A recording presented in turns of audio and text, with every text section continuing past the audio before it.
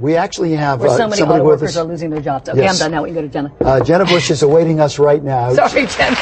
Okay. Jenna knows all about these primaries and things.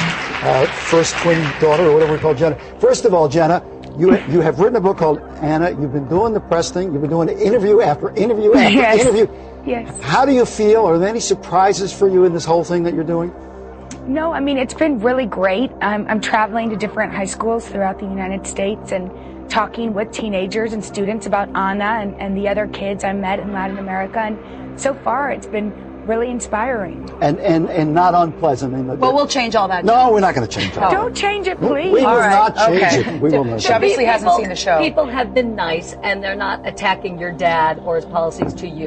Yeah, no, I mean, everybody realizes that this is about Anna's story and what I've learned in Latin America. Yeah. Now, What did you learn? Well, I met with my job. I worked for UNICEF, which is an amazing organization that works in over 150 countries. And my job was to meet with teenagers who were living in exclusion, who were living in extreme poverty or living with HIV, and write their stories, listen to their stories and write them for UNICEF. And so, I mean, I obviously learned so much from these kids. I learned from Anna in particular, who has lived an extremely difficult life. I learned to live each day to its fullest. Excuse me, Jenny. There's a word you used earlier in the interview about exclusion. Can you explain what that is? Yes.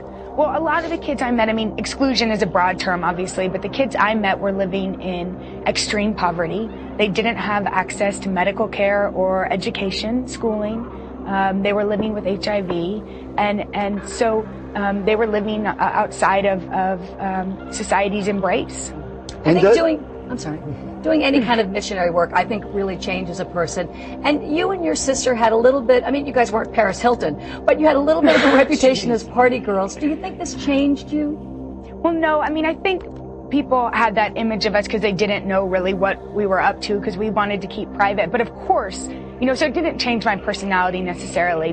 But I taught for 2 years after the University of Texas after graduating, and then went on to Latin America. And you know, of course, I've grown up. It's been 7 years since people had that image of me. But yeah, I mean, listening to their stories was incredible. And Jenna, when you see this, when you not only listen to their stories, but you get involved and you write about it as well, does it change how you look, you're thinking about how government should run in the United States and elsewhere to help these people? Why should these people be in these situations? Yeah, I mean, I think the United States government does try to help. I went to Africa this summer with my mom, and I met a lot of people who are getting assistance from the United States government and to help them get the medicine they need to stay healthy. But definitely, and I think the key is education. And for instance, with Anna's mother didn't have the education to know what to do to keep her baby, Anna, safe.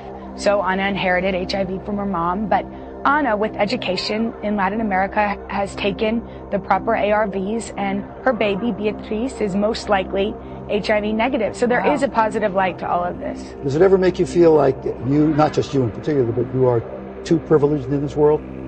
Well, you know, I know I'm very fortunate, and I have, but I think that we can all give back in some ways. And I hope that I'm doing that by teaching and by writing this book.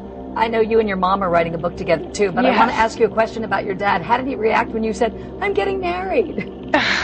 Well, Henry told him first. My fiance asked him first if it was okay for him to ask me, and so when he goes to the president and officially asks for your hand in marriage, that is your dad. I mean, I know he had worked for your dad and for the party, but still, that's got to be intimidating. No, well, he hadn't. I mean, he hasn't worked for my dad in a long time, but I mean, I think he would do that to anybody who was marrying. Just and do any dads really say no anymore? I'm just curious. Yeah, I have several times. I don't know. That's the thing. I don't know. My dad would have said no. It's a nice thing because you're in love and he wants you to be happy. Did he get down on it? Did he get down on his knee when he spoke to the president? Hey, Jenna. You once went skydiving with my sister. I have to tell you a funny story. I what? You once went skydiving, I think, with my sister. Yeah. Did you ever go to Paris, California here, and you jumped out of an airplane with your sister? Yes, I did. You were on the plane with my sister. And oh my gosh, how funny. Yeah, and I guess one of you asked her, like, because my sister's got, I think, 450 jumps under her.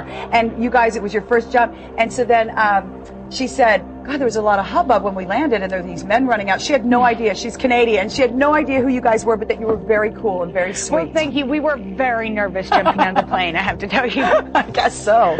All right, Jenna, you have to go because you have 23,000 other interviews. You're very charming. Yes. Thank you, Jenna. Is Thank you called so much Honest for having Story. me. Nice to see you, Jenna. Sweetheart.